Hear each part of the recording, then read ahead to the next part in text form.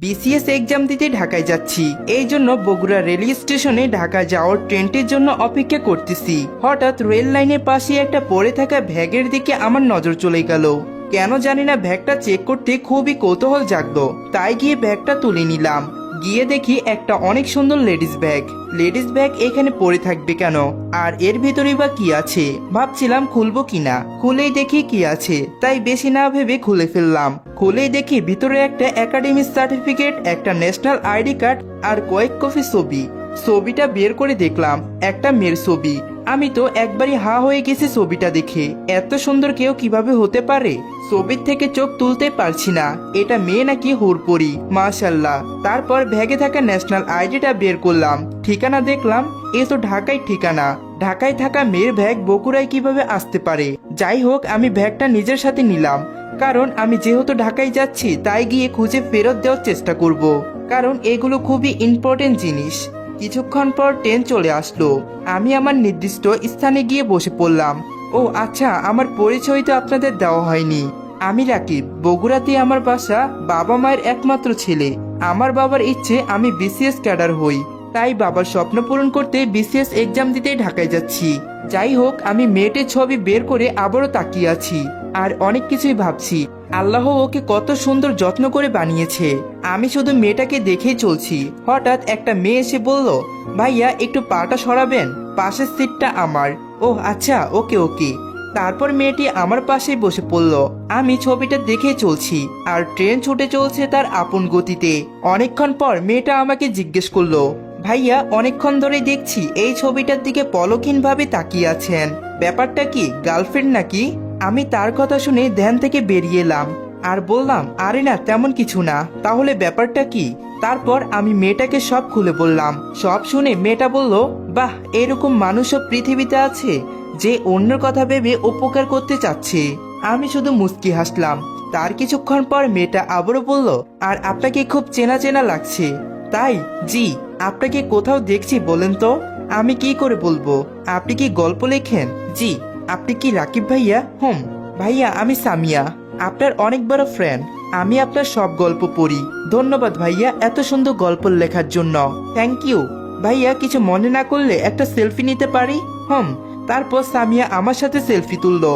সামিয়া সারা রাস্তায় বকবক করে চলছে, আমি শুধু হ্যাঁ না উত্তর দিয়ে চলছি আর ছবির মেয়েটার কথাই ভাবছি। তারপর ট্রেন আমার গন্তব্যে চলে এলো, মানে কমলাপুর রেলওয়ে স্টেশনেই নেমে পড়লাম। তারপর সামিয়াকে বিদায় জানিয়ে আমি একটা হোটেলে উঠে পড়লাম।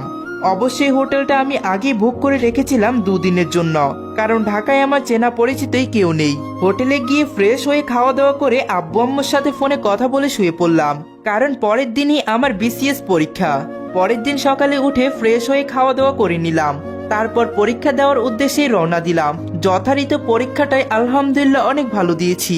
খুশি মনে হোটেলে ফিরলাম। ফিরতে ব্যাগের দিকে তাকাতেই মেয়েটার কথা মনে পড়ে গেল, তাই বিকেলে মেয়েটার ন্যাশনাল আইডি কার্ডের ঠিকানা অনুযায়ী তাকে খুঁজতে বের হলাম।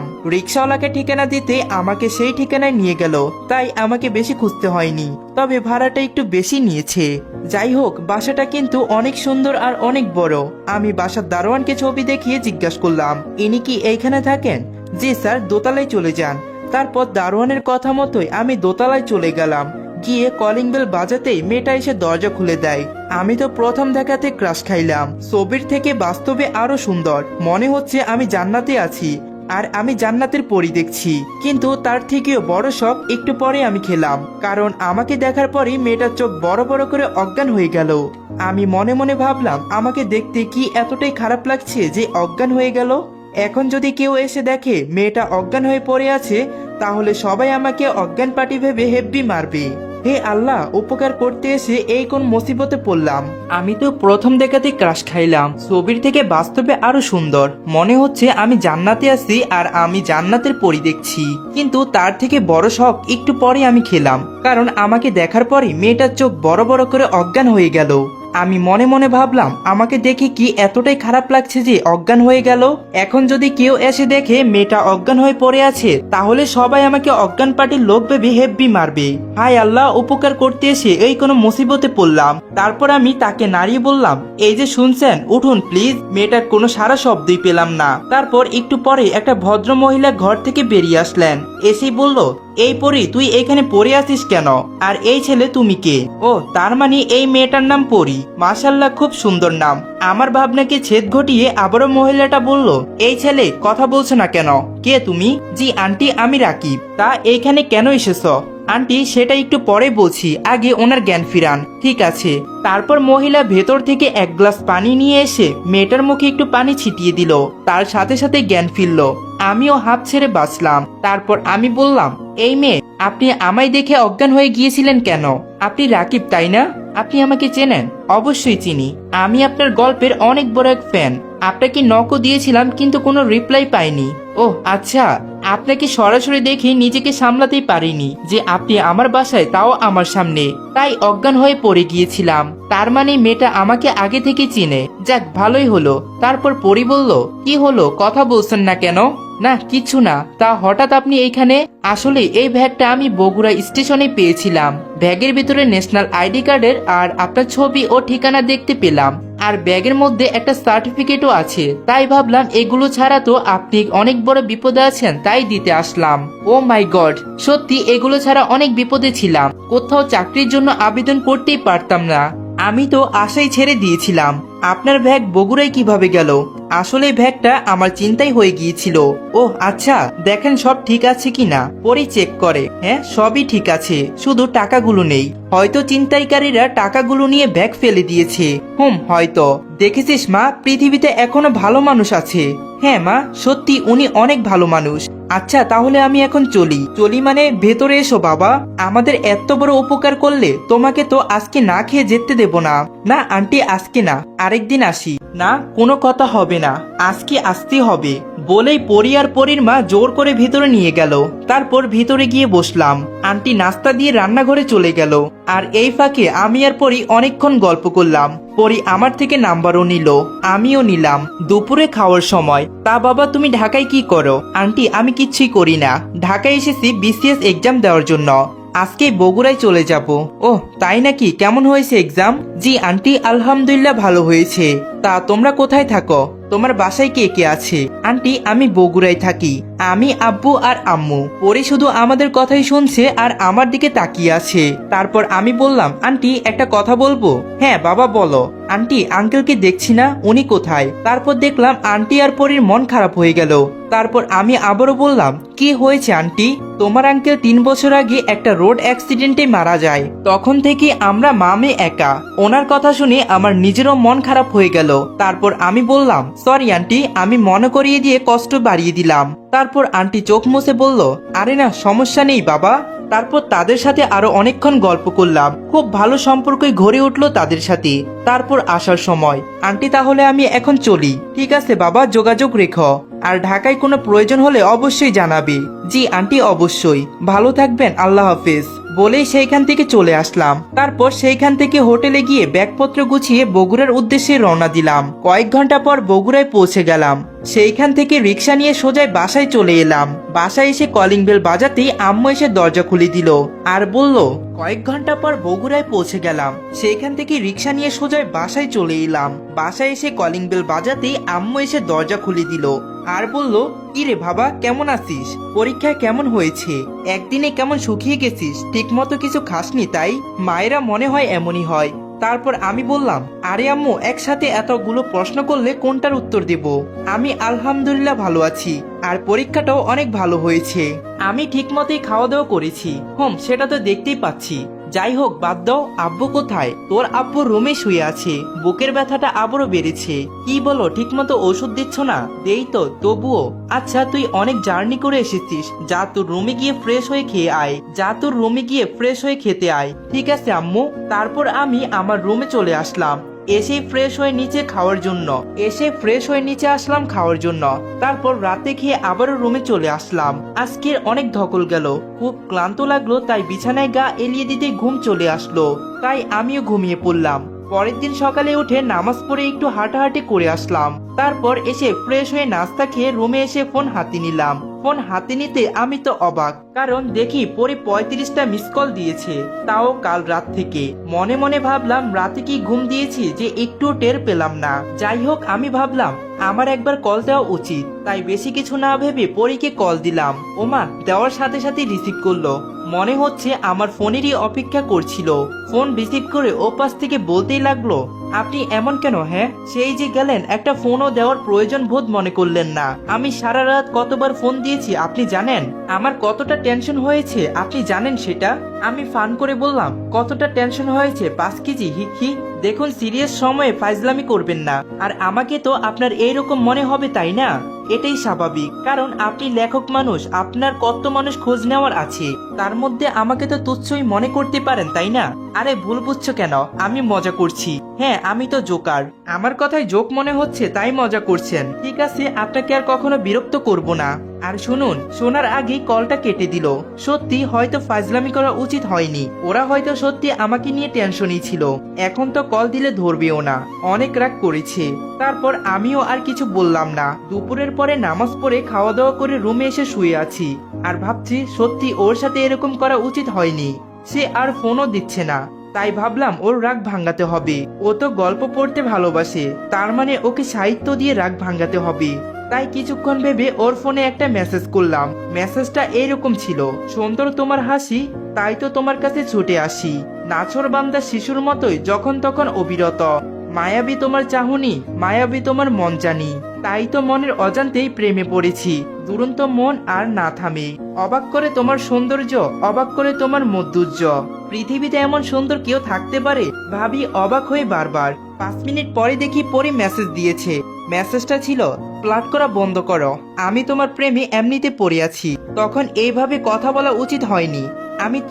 আমি সত্যি ক্ষমা চাচ্ছি। তুমি আমার অনেক আপনজন, তাই তো খোঁজ না পেয়ে এরকম করেছ। সরি। আমি তো মেসেজটা দেখে পুরোই অবাক। এটা কি প্রপোজ করলো নাকি ক্ষমা চাইলো বুঝলামই না। আর কি মেয়ে রে বাবা, নিজেই বকাবকি করে একটু পরে আবার নিজেই ক্ষমা চাচ্ছে। তার মানে ওর মনটা অনেক ভালো, অনেক নরম, কাউকে কষ্ট দিতে চায় না। এইভাবে আমাদের মধ্যে আরো অনেকক্ষণ কথা হলো। তারপর সন্ধ্যার পর কিছুক্ষণ ফেসবুকিং করে রাতে ডিনার করে ঘুমিয়ে পড়লাম। এভাবে পরীর সাথে রোজই কথা হয়। পরি আর আমার মধ্যে গার্লফ্রেন্ড বয়ফ্রেন্ডের সম্পর্ক তৈরি হয়। আমাদের লং ডিস্টেন্সের রিলেশনশিপ ছিল। লং ডিস্টেন্স রিলেশনশিপ হলেও ভালোবাসার অনুভূতি ছিল একদম রিয়েল। তার ভালোবাসার খুনসুটি, একটু অভিমানী, একটু রাগ আর অনেক ভালোবাসার মাঝে কয়েক মাস কেটে গেল। এক রাতে আমি আমার রুমে বসে পরীর সাথে কথা বলছিলাম। হঠাৎই আম্মু তাদের রুম থেকে চিৎকার দিয়ে উঠল। আমিও সাথে সাথে চমকে উঠলাম আর সাথে সাথে দৌড়ে ওনাদের রুমে চলে গেলাম। আর গিয়ে দেখি আব্বু বিছানায় শুয়ে ছটফট করছে আর আম্মু পাশে বসে কাঁদছে। মনে হচ্ছে বুকের ব্যথাটা আবারও বেড়েছে। আমি গিয়ে বললাম, কি হয়েছে আম্মু? দেখ তোর আব্বু কেমন জানি করছে। তারপর আমি আব্বুকে বললাম, আব্বু কি হয়েছে তোমার বলো তো? কিন্তু আব্বু বুকের ব্যথায় কিছুই বলতে পারছে না। আমি ভাবলাম পরিস্থিতি খুব খারাপ, তাই তাড়াতাড়ি করে অ্যাম্বুলেন্স ফোন করলাম আর আম্মুকে বললাম, আম্মু তুমি তাড়াতাড়ি রেডি হও, আব্বুকে হাসপাতালে নিতে হবে। আমি অ্যাম্বুলেন্স কল করেছি, একটু পরে আসবে। তারপর একটু পরে অ্যাম্বুলেন্স এসে গেল। আমি আর আম্মু আব্বুকে নিয়ে তাড়াতাড়ি অ্যাম্বুলেন্সে তুলে হসপিটালে নিয়ে আসলাম। অ্যাম্বুলেন্স থেকে নামিয়ে স্ট্রেচারে করে আব্বুকে তাড়াতাড়ি ইমার্জেন্সি ওয়ার্ডে নেওয়া হলো। তখন রাত প্রায় 11:30। ডাক্তার একটু পরে ইমার্জেন্সি রুম থেকে বের হয়ে এসে বলল, এই রোগীর রিলেটিভ কে? জি আমি। উনি আপনার কে হয়? জি আব্বু। কি হয়েছে ওনার?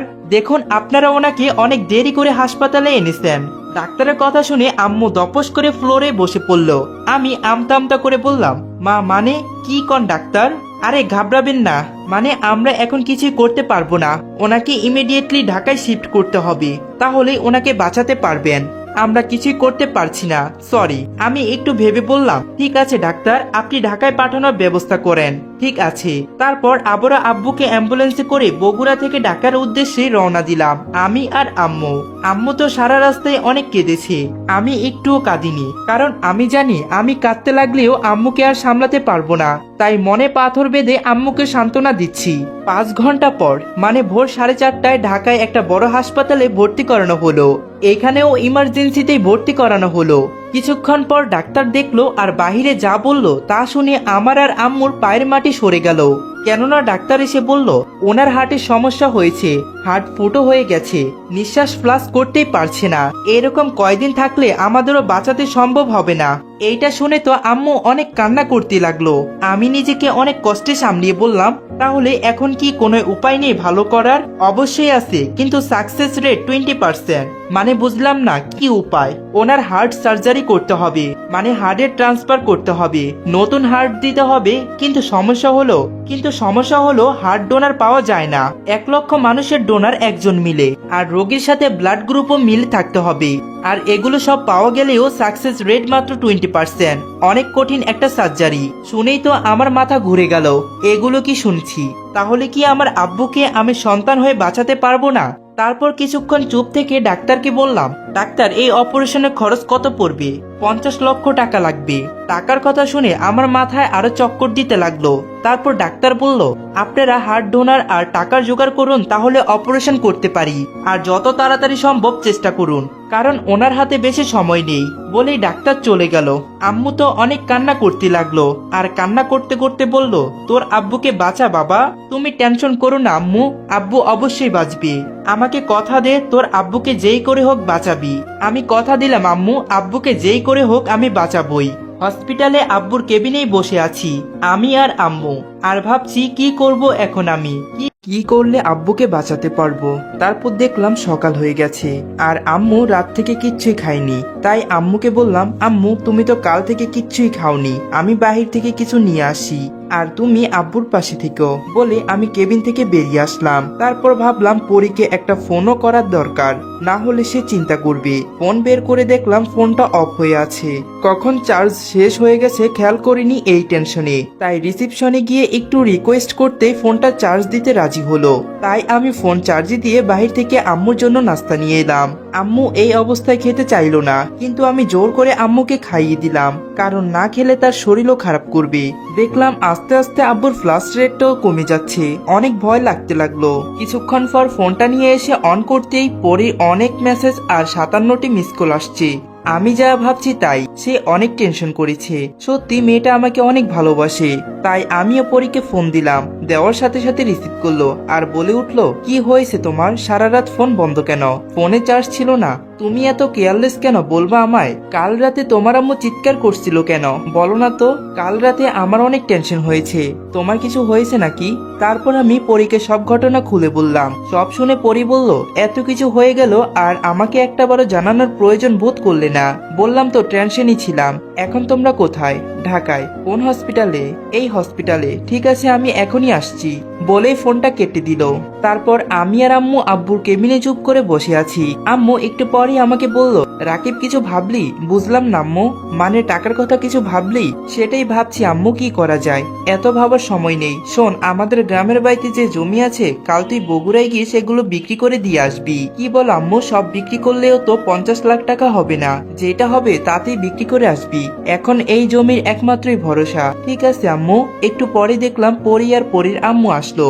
আম্মু বলতেছে, আপনারা কারা?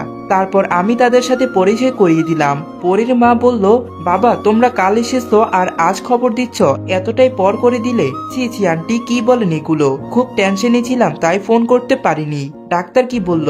তারপর আমি তাদের সবটা খুলে বললাম। সব শুনে পরী বলল, এত টাকা এখন তুমি কোথায় পাবে? কাল আমি বগুড়ায় যাব। আমাদের গ্রামের বাড়িতে যে জমি আছে ওইগুলো সব বিক্রি করে দিতে হবে। পরী বলল, আম্মুর এইখানে থাকতে থাকতে তো শরীর খারাপ করবে। আম্মু আপনি আমাদের বাসায় চলে যান আম্মুর সাথে। আমি আর রাকিব এখানে আছি। পরী একদমই ঠিক বলছে আফা, আপনি প্লিজ আমাদের বাসায় চলেন। এখানে থাকলে আপনি অসুস্থ হয়ে পড়বেন। আম্মু যেতে চাইলো না, কিন্তু সবার জোরাজোরিতে যেতে রাজি হলো। কারণ আমিও ভেবে দেখলাম সত্যি এইখানে থাকলে তার শরীরও খারাপ করবে। ঠিক আছে আমি তাহলে যাচ্ছি। কিছু দরকার লাগলে অবশ্যই ফোন করবে বাবা। ঠিক আছে। তারপর আম্মু আর পরীর আম্মু চলে গেল। আমি আর পরী হসপিটালে আব্বুর পাশে থাকলাম। তারপর পরী বলল, তুমি তো কালকে রাতে একটুও ঘুমাওনি, পাশের বেডে তুমি একটু ঘুমিয়ে নাও প্লিজ, আমি আব্বুর পাশে আছি। সত্যি আমি খুবই ক্লান্ত, তাই বেশি কথা না বলে পাশে আমি ঘুমিয়ে পড়লাম। ঘুম থেকে উঠে আমি যা দেখলাম তা দেখে আমি তো অবাক। কারণ আমি দেখলাম পরী আব্বুর সাথে গল্প করছে। আব্বু কথা বলছে দেখে আমি অনেক খুশি হলাম। তবে চোখ বন্ধ করেই তাদের কথাগুলো শুনতেছিলাম। আব্বু বলছিল, তোমার নাম কি মা? জি আব্বু, আমার নাম পরী। ও আচ্ছা, তুমি দেখতেও তো পরীর মতোই সুন্দর। আমার ছেলে তোমাকে ভালোবাসে তাই না? জি আব্বু, ও আমাকে যতটাই ভালোবাসে আমি তার থেকে ওকে আরো বেশি ভালোবাসি। শুনে অনেক খুশি হলাম মা। মরার আগে তবুও আমার ছেলের বইয়ের মুখ দেখতে পেলাম। এখন আর আমার কোনো কষ্ট নেই, শুধু তুমি আমার ছেলেকে দেখে রেখো। প্লিজ আব্বু, আপনি এগুলো বলবেন না, দেখবেন সব ঠিক হয়ে যাবে। আমরা সবাই একসাথে থাকবো। আপনি প্লিজ এখন শুয়ে থাকেন, আর কিছু লাগলে আমাকে বলবেন প্লিজ। আমি চোখ বন্ধ করে সব শুনলাম। নিজে অসুস্থ থেকেও তার সন্তানকে দেখে রাখতে বলতেছে, সন্তানকে কষ্ট দিতে চাচ্ছে না। এই কেমন অদ্ভুত ভালোবাসা। বাবারা মনে হয় এরকমই হয়। এইসব ভাবতে ভাবতে চোখের কোণে পানি জমে গেছে। কিছুক্ষণ পরে ঘুম থেকে উঠলাম। উঠে দেখি পরি আব্বুর পায়ের কাছে মাথা লাগিয়ে চোখ বুজাচ্ছে। মনে হয় সে খুবই ক্লান্ত। তাই তার কাছে গিয়ে বললাম, এই পরি, এইখানে এভাবে শুয়ে আছো কেন? আমার কথা শুনে পরি চমকে উঠে বলল, ওহ, তুমি উঠে গেছো কখন? একটু আগেই। তোমাকে দেখে মনে হচ্ছে তুমি অনেক ক্লান্ত, তাই যাও এখন তুমিও ঘুমিয়ে পড়ো। না না, আমি ঠিক আছি, তুমি চিন্তা করো না, কিচ্ছুই ঠিক নেই, তুমি প্লিজ যাও ঘুমাও। প্রথমেই রাজি না হলেও আমার জোরাজোরিতে রাজি হলো। একটু পরই পরি ঘুমিয়ে পড়লো, আর আমি আব্বুর পাশে থাকলাম। এইভাবে একবার পরি একবার আমি আব্বুর পাশে থেকে রাতটা কেটে দিলাম। সকালে আমি হসপিটাল থেকে বাহিরে এসে নাস্তা নিয়ে এলাম। পরিও তখন ঘুমাচ্ছে। সেও আমার সাথে অনেক কষ্ট করছে, তাই আর তার ঘুম ভাঙালাম না। পরি বাচ্চা, পরির মতোই ঘুমাচ্ছে, দেখতে অপরূপ সুন্দর লাগছে। কিছুক্ষণ পর আম্মু আর পরির আম্মু চলে আসলো, আর তখনই পরির ঘুম ভাঙে। উঠে আমাকে বলল, আরে তুমি কখন উঠেছ, আর আমাকে ডাকুনি কেন? তুমি সারা রাত অনেক কষ্ট করেছো, তাই আর ডাক দিইনি। যাই হোক, ফ্রেশ হয়ে আসো আর নাস্তাটা করে নাও। তুমি খেয়েছ? না, তুমি ফ্রেশ হয়ে আসো, একসাথে খাবো। তারপর আর কোনো কথা না বলে পরি ফ্রেশ হতে গেল। আমি আম্মুকে বললাম, আম্মু তুমি খেয়েছ? হ্যাঁ বাবা, পরির আম্মু আর আমি খেয়ে এসেছি। একটু পরে পরি ফ্রেশ হয়ে আসলো। পরি খেতে খেতে বলল, রাকিব, আমি তোমাকে খাইয়ে দেই। আরে কি বলছে এগুলো? এখানে সবাই আছে, দেখছো না? কিচ্ছু হবে না, খাইয়ে দেই না প্লিজ। দেখলাম আম্মু আর পরির আম্মু হাসতেছে। যা, ইজ্জতের ফালুদা হয়ে গেল। আর এইদিকে না খাওয়া পর্যন্ত ছাড়বিও না। তাই বললাম, ঠিক আছে খাওয়াও। সত্যি? তারপর পরি খুশি হয়ে আমাকে খাইয়ে দিল নিজ হাতে। খাওয়া শেষে আমি বললাম, আম্মু বগুড়ার উদ্দেশ্যে রওনা দেই তাহলে। বগুড়ায় যাবে কেন? টাকার ব্যবস্থা করতে, গ্রামের বাড়ির জমিগুলো সব বিক্রি করতে। ঠিক আছে, আজকে আমি হয়তো আসতেই পারবো না, জমির ব্যাপার তো। পরি, আজকে তুমি আম্মুর সাথে থেকো প্লিজ। আরে তুমি চিন্তা করো না, সেটা আমাকে বলতে হবে না। আমি এইখান থেকে যাচ্ছি না আব্বু ভালো না হওয়া পর্যন্ত। তাহলে আমি আসছি। আল্লাহ হাফিজ। আল্লাহ হাফিজ। তারপর আমি বগুড়ার উদ্দেশ্যে রওনা দিলাম। 5.5 ঘন্টা জার্নি করার পরই বগুড়া পৌঁছালাম। সেখানকার জমি জমার কাজ সারতে 2 দিন লেগে গেল। এই দিনে আমি অনেকবার ফোন করেছি, অবশ্যই বলেছি আব্বুর অবস্থা ক্রমশ খারাপ হচ্ছে, যত দ্রুত সম্ভব টাকার ব্যবস্থা করে ঢাকায় ফিরে যেতে। জমিগুলো বিক্রি করে আমি 3 দিনের মাথায় ঢাকা পৌঁছালাম। ঢাকায় পৌঁছাতে সরাসরি চলে গেলাম হসপিটালে। গিয়ে দেখলাম আম্মু, পরি আর পরির আম্মু সবাই আছে। আম্মু আমাকে দেখে বলল, কিরে এত দেরি হলো যে? সব ঠিকঠাক হয়েছে তো? হ্যাঁ, ঠিকঠাকই হয়েছে। জমির ব্যাপার তো, তাই একটু লেট হলো। কত টাকা জোগাড় করতে পারলি? 40 লাখ টাকা বিক্রি করেছি, আরো তো 10 লাখ টাকা লাগবে। কিন্তু তুমি কোনো চিন্তা করো না, জোগাড় করে ফেলবো আমি। কবে? তোর আব্বুর অবস্থা দেখ, ক্রমশ খারাপ হচ্ছে। দেখলাম পালস আরো কমে এসেছে। তবু আমি বললাম, খুব শীঘ্রই ব্যবস্থা করব। আর ডোনারের কি হবে? ওইটা চিন্তা করো না, সব ব্যবস্থা হয়ে যাবে ইনশাল্লাহ। তারপর পরি আর পরির আম্মুর দিকে তাকালাম। এই 3 দিনে তাদের অনেক শুকনো লাগছে, অনেক কষ্ট করেছে তারাও। আমি পরির আম্মুকে বললাম, আন্টি আপনারা চলে যান, এই 3 দিন অনেক কষ্ট করেছেন, বাসায় গিয়ে রেস্ট নিয়ে পরে না হয় আবারও আইসেন। তারা যেতে না চাইলেও আমার আর আম্মুর অনেক জোরাজোরিতে যেতে রাজি হলো। তারপর বলল, ঠিক আছে তুমিও রেস্ট নিও, আর আমাকে ফোন কইরো। আচ্ছা ঠিক আছে। তারপর পরি আর পরির আম্মু চলে গেল। আমি আম্মুকে বললাম, আম্মু তুমি কিছু খাইছ? না, খাওয়া হয়নি। ঠিক আছে, তুমি আব্বুর খেয়াল রাখো, আমি খাবার নিয়ে আসছি। বলে খাবার নিতে চলে গেলাম। একটু পরে খাবার নিয়ে আসলাম। আম্মুকে বললাম, আম্মু এই নাও, খেয়ে নাও। তুই খেয়েছিস? না। তাহলে আয় একসাথেই খাই। তারপর আমি আর আম্মু খাওয়া দাওয়া করে নিলাম। খেয়ে বসে বসে ভাবছি কি করা যায়। তখনই ফোন বেজে উঠলো। ফোন বের করে দেখি পরি ফোন করেছে। রিসিভ করলাম আর বললাম, হ্যালো, বাসায় গেছো? হ্যাঁ। আচ্ছা শোনো, একটু হসপিটালের পাশে একটা পার্কে দেখা করতে পারবে? কেন? খুব আর্জেন্ট প্লিজ। ঠিক আছে, কখন যাব? এই এখনই আসো। ঠিক আছে, আসছি। বলে ফোনটা কেটে দিলাম। আমি আম্মুকে বললাম, আম্মু তুমি আব্বুর পাশে থেকো, আমি একটু আসছি। কই যাবি? পরি ডাকছে। জানি না কেন, বলল খুব আর্জেন্ট। আচ্ছা ঠিক আছে যা, কিন্তু তাড়াতাড়ি আসিস। ঠিক আছে বলে বেরিয়ে এলাম। তারপর পরীর দেওয়ার ঠিকানা অনুযায়ী পার্কে চলে আসলাম। এসেই দেখি পরী এখনো আসেনি, তাই পাশের একটা বেঞ্চে বসে পড়লাম। বসে বসে ভাবছি কি করে আরো 10 লক্ষ টাকা জোগাড় করি, আর হার্ট ডোনারই বা কোথায় পাবো। আম্মুকে তো খুব বড় মুখ করে বললাম সব জোগাড় করব। এইদিকে আব্বুর অবস্থাও ভালো না। এই সব ভাবতে ভাবতে চোখ দুটো ভিজে আসলো। আব্বুর সাথে ঘটনাগুলো স্মৃতিগুলো মনে পড়ছে। একবার ঈদে আমার নতুন জুতো জোড়া থাকতেও আমি জুতোর জন্য বায়না করেছিলাম। উনি কোনো কথা না বলে আমাকে মার্কেটে নিয়ে গিয়েছিলেন। আমার পায়ে জুতো পরাতে গিয়ে দেখি আব্বুর পায়ের জুতোর 5টি ফটি লাগানো, তাও আবার অনেকটাই ছিঁড়ে গেছে। এটা দেখে আমার চোখ দিয়ে অজান্তে পানি আসছিল। তাকে বুঝতে না দিয়ে বললাম, আব্বু তুমি জুতো নিবে না, তোমার জুতো তো ছিঁড়ে গেছে।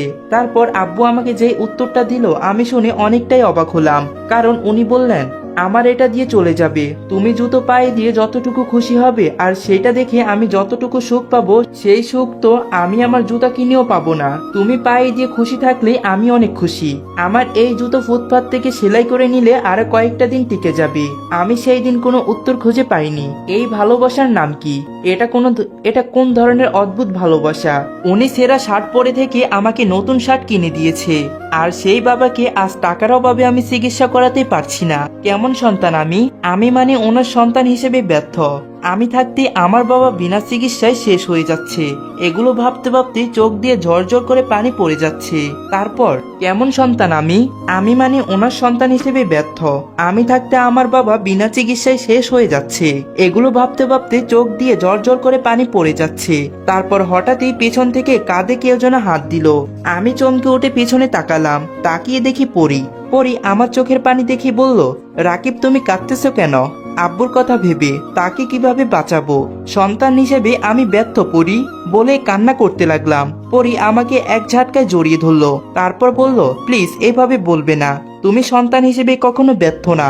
তুমি তো চেষ্টা করতেছই, প্লিজ এভাবে কেঁদো না। তুমি কাঁদলে তাহলে আম্মুকে সামলাবে কে? কিছুক্ষণ পরই আমি শান্ত হলাম আর পরীকে বললাম, এখন বলো আমাকে এত আর্জেন্ট ডাকলে কেন?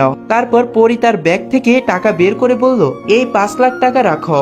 কিসের টাকা? আব্বুর চিকিৎসার জন্য। আমাদের অবস্থা তো জানোই, দেওয়ার ইচ্ছে থাকলেও এর বেশি আর সামর্থ্য নেই। না আমি এই টাকা রাখতে পারবো না, প্লিজ তুমি না করো না, এটা আমার অনুরোধ। তুমি এত টাকা কোথায় পেলে? আম্মু আমার বিয়ের জন্য 5 লক্ষ টাকা ডিপিএস করেছিল, আজ সেটা ভাঙলাম। আম্মু অবশ্যই এটা করতে বলেছে। ব্যাংক থেকে টাকা তুলে সরাসরি আসতেছি, তাই তো একটু দেরি হলো। আমি পরীকে কি বলবো বুঝতেই পারছি না, বলার মতো কিছুই পাচ্ছি না। তাই আবার পরীকে জড়িয়ে ধরে কেঁদে দিলাম। তারপর পরী বলল, দেখো তো বাচ্চা ছেলেদের মতোই কাঁদে। তোমার আব্বু তো আমার আব্বুই, তাই না? আমাদের বিয়ের পরে আমরা সবাই একসাথে থাকবো।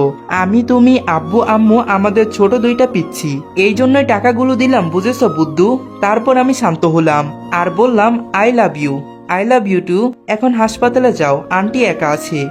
ঠিক আছে। তারপর পরীকে বিদায় জানিয়ে আমিও পার্ক থেকে বেরিয়ে হাসপাতালের দিকে রওনা দিলাম। কিন্তু প্রতি মাধ্যমে আমার চোখ গেল এক বিজ্ঞাপনের উপর।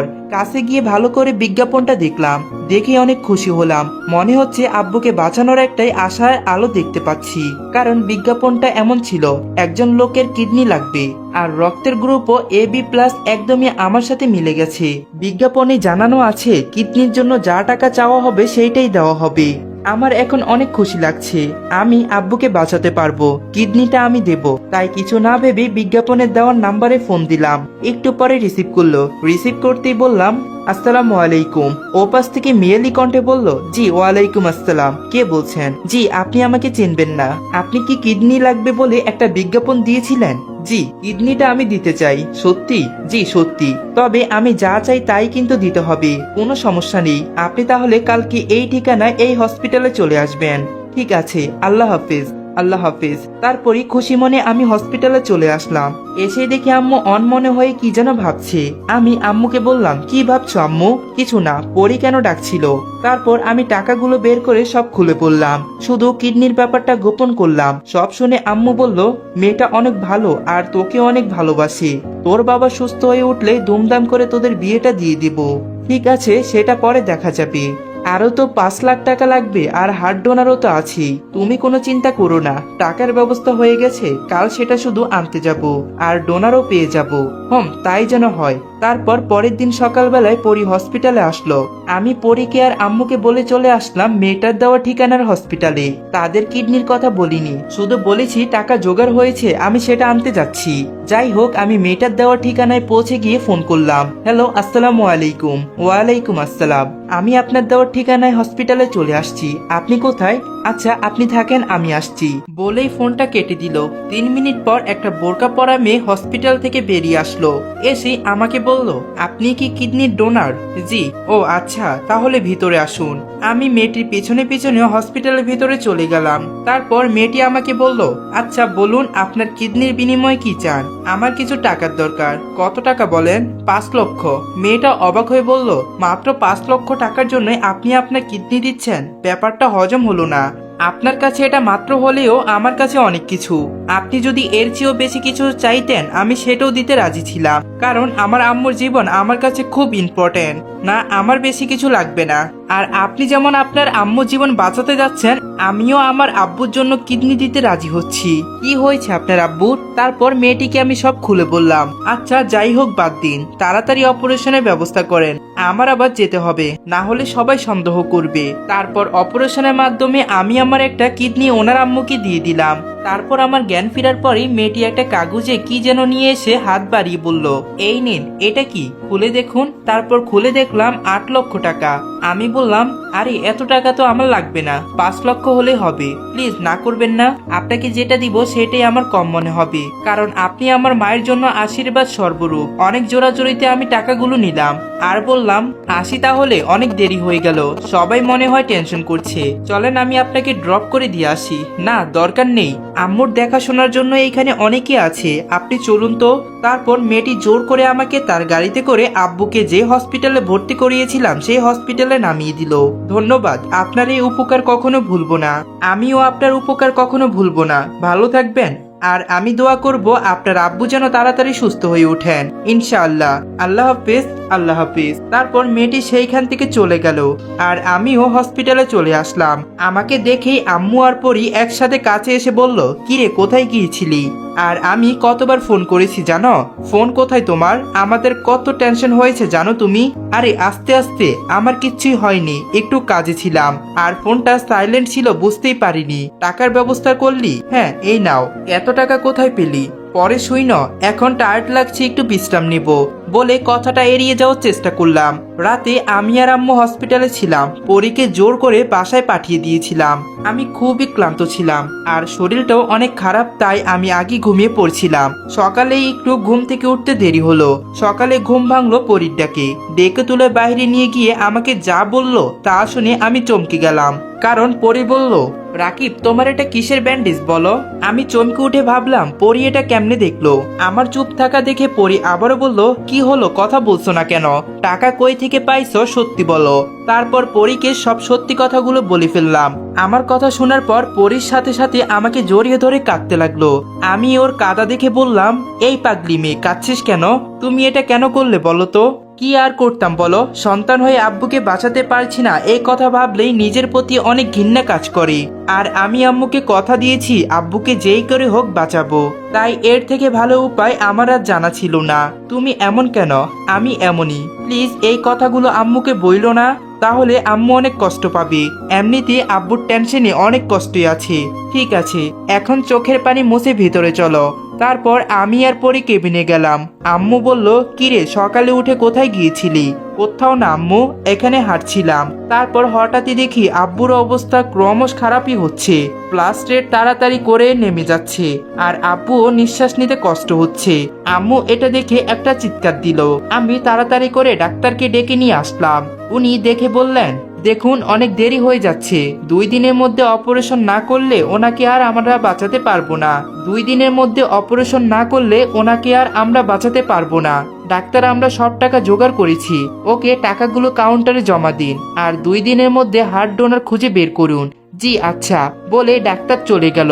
আম্মু তো অনেক কান্না করতে লাগলো। পরি আম্মুকে সান্ত্বনা দেওয়ার চেষ্টা করছে। দুপুরের পর অনেক ভেবে ডাক্তারের সাথে একান্ত কথা বললাম। কথা বলে এসে আম্মুর পাশে এসে বসলাম। দেখি আম্মু মনমরা হয়ে বসে আছে। আমি আম্মুকে বললাম, আম্মু তোমার কোলে একটু মাথা রাখতে পারি? খুব ইচ্ছে করছে। ঠিক আছে বাবা, রাখ। তারপর আমি আম্মুর কোলে মাথা রেখে শুয়ে পড়লাম। অনেক শান্তি লাগছে। তারপর আম্মুকে বললাম, আম্মু আমি যদি তোমার কাছে কোনো ভুল করে থাকি তুমি আমাকে মাফ করবে না? কি বলিস এগুলো? তুই আমার কাছে কোনো ভুল করিসনি বাবা। আর মায়ের কাছে সন্তানে কোনো ভুল থাকে না, তবুও কোনো ভুল করলে ক্ষমা করে দিও। চোখ দিয়ে অজান্তেই পানি পড়ছে আমার চোখের পানি দেখে আম্মু বলল, তুই কাঁদছিস কেন? কি হয়েছে তোর? কিছু না আম্মু, আব্বুর জন্য টেনশন হচ্ছে। চিন্তা করিস না, আল্লাহ সব ঠিক করে দিবেন। তারপর আমি পরীর কাছে আসলাম। পরীকে বললাম, আজকে তোমাকে জড়িয়ে ধরতে ইচ্ছে করছে, প্লিজ ধরতে দেবে? পরী আমাকে কিছু না বলে নিজেই অনেক শক্ত করে জড়িয়ে ধরলো। পরীর ঘাড়ে আমার চোখের পানি স্পর্শ পেল। তারপর পরী বলল, এই তুমি কাঁদছো কেন? এমনিতে আব্বুর জন্য। চিন্তা করো না, সব ঠিক হয়ে যাবে। পরী আমাকে তুমি ক্ষমা করে দিও, আর আব্বু আম্মাকে কখনো কষ্ট দিও না। কি বলছে এগুলো কিছুই বুঝছি না। আর আব্বু আম্মুকে কষ্ট দিব কেন? ওনারা এখন আমার আব্বু আম্মু। কিছুক্ষণ পর ডাক্তার এসে বলল, আপনাদের জন্য সুখবর আছে, হার্ট ডোনার পাওয়া গেছে, আজ রাতে অপারেশন হবে। ডাক্তারের কথা শুনে দেখলাম আম্মু পরি দুজনই অনেক খুশি হয়েছে। বেশ কয়েকদিন পরে দুজনের মুখে এত সুন্দর হাসি দেখে অনেক ভালো লাগছে। তারপর রাতে আব্বুর অপারেশন করা হলো। অপারেশনের 15 দিন পর আজ রাকিবের বিসিএস এক্সামের রেজাল্ট বের হয়েছে, আর সে বিসিএস এ পাশও করেছে। আব্বুর স্বপ্ন পূরণ করতে পেরেছে রাকিব। আর অন্যদিকে আজ আব্বুর জ্ঞান ফিরেছে আর অনেকটাই সুস্থ লাগছে। আব্বুকে সুস্থ দেখে আর রাকিবের বিসিএস ক্যাডার হওয়ার সবাই অনেক খুশি। ডাক্তার এসে আব্বুকে বলল, এখন আপনার কেমন লাগছে? এখন অনেকটাই সুস্থ। যাক আলহামদুলিল্লাহ। জানো, তোমার ছেলে তোমার স্বপ্ন পূরণ করতে পেরেছে। মানে তোমার ছেলে বিসিএস ক্যাডার হয়েছে। খুশিতে আব্বুর চোখের পানি আসছে। পরীকে দেখে বলল, এটা আমার বৌমা তাই না? মাশাল্লাহ, অনেক সুন্দর। বাসায় গিয়ে ওদের আগে বিয়ে দিব। যাই হোক, সবাইকে দেখছি, আমার ছেলে রাকিব কোথায়? ওকে তো দেখতে পাচ্ছি না। আব্বুর কথা শুনে সবাই মাথা নিচু করে রইল। ডাক্তারও মাথা নিচু করলো। আম্মু আর পরি নীরবে চোখের পানি ফেলছে। কি হলো, তোমরা কেউ কিছু বলছো না কেন? আর কান্না করছো কেন? কি হয়েছে আমার ছেলের, বলো? তখন ডাক্তার বলল, আপনার ছেলে আপনাদের মধ্যেই আছে। মানে কি বুঝলাম না। তাহলে শুনুন, অপারেশনের আগের দিন রাকিব আমার কাছে এসেছিল। তখনও হার্ট ডোনার পাওয়া যাচ্ছিল না। তখন এসে সে আমাকে বলল, ডাক্তার আমার বাবার কি অবস্থা? 2 দিনের মধ্যে অপারেশন না করলে ওনাকে আর আমরা বাঁচাতে পারবো না। ডাক্তার, টাকা তো জোগাড় করেছি, এখন একটা কথা বলতে চাই। বলো। আমি আমার হার্টটা আব্বুকে দিতে চাই। আমি চেয়ার থেকে লাফ দিয়ে উঠে বললাম, হোয়াট? তুমি কি পাগল হয়েছ? আমি এটা কখনো করতে পারবো না। একজনকে মেরে ফেলে আরেকজনকে কখনোই বাঁচাবো না। তখন রাকিব আমার পায়ে পড়ে কাঁদতে কাঁদতে বলে, প্লিজ ডাক্তার, আমি আমার আব্বুকে বাঁচাতে চাই। এর থেকে ভালো উপায় আমার জানা নেই। তাছাড়া আমি আম্মুকে কথা দিয়েছিলাম যে আব্বুকে বাঁচাবো। আব্বু না বাঁচলে আমি এমনিতেও আম্মুর কাছে মরে যাব। আর আমার এক কিডনি নেই, সেটাও টাকার জোগাড় করতে বিক্রি করে দিয়েছি। এমনিতেও আমি বেশি দিন বাঁচবো না, আমি জানি। তাই প্লিজ ডাক্তার, আমার এই ইচ্ছেটা পূরণ করেন। আমি প্রথমে রাজি না হলেও রাকিবের জোড়াজোড়িতে আর কান্নাকাটিতে রাজি হয়েছিলাম। ডাক্তারের কথা শুনে সবার চোখ থেকে টুপ টুপ করে পানি পড়ছে। আব্বু ডাক্তারকে বলল, এটা আপনি কি করলেন ডাক্তার? আমার ছেলের হার্ট দিয়ে আমি বেঁচে আছি। এই কেমন অদ্ভুত ভালোবাসা। অপারেশনের আগের দিন আমাদের কাছে ক্ষমা চাইছিল, তখন তার ক্ষমা চাওয়ার কারণটা বুঝতে পারিনি। তারপর আম্মু আব্বুকে একটা চিঠি দিয়ে বলল, এটা রাকিব তোমাকে দিয়ে গেছে। আব্বু তাড়াতাড়ি করে খুলে পড়তে শুরু করলো। কলিজার আব্বু, আপনি যখন এই চিঠিটা পড়বেন তখন হয়তো আমি আর আপনার পাশে থাকবো না, কিন্তু আমি আপনার ভেতরে সবসময় থাকবো। নিজের হার্ট আপনার জন্য উৎসর্গ করতে পারবো সেটা কখনো ভাবিনি। এটা ভেবে আমার অনেক শান্তি লাগছে। তবুও আপনার জন্য এই সামান্যটুকু করতে পারছি। তবে একটা আফসোস থেকে গেল, আর সেটা হলো আপনার তো অনেক ইচ্ছা আমি বিসিএস ক্যাডার হই, সেটা দেখে যেতে পারলাম না। আপনার স্বপ্ন পূরণ করতে পেরেছে কিনা, যদি না পারি অবশ্যই ক্ষমা করে দিয়েন। আপনি আমার জন্য কখনো মন খারাপ করবেন না, কারণ আপনার মধ্যে আমি সবসময় আছি। আপনি যখন নিজেই ভালো কিছু না খেয়ে আমাকে খাওয়াতেন, ভালো কিছু পরে আমাকে কিনে দিতেন, তখন কোনো উত্তর খুঁজে পেতাম না। এটা কি ধরনের অদ্ভুত ভালোবাসা! এত ভালোবাসার পরিবর্তে সন্তান হিসেবে কিছুই যখন দিতে পারছিলাম না, তখন নিজেকে আপনার ব্যর্থ সন্তান মনে হচ্ছিল। কিন্তু এখন অন্তত একটু হলেও করতে পারছি। আপনি ভালো থাকবেন আর আম্মুকেও ভালো রাখবেন।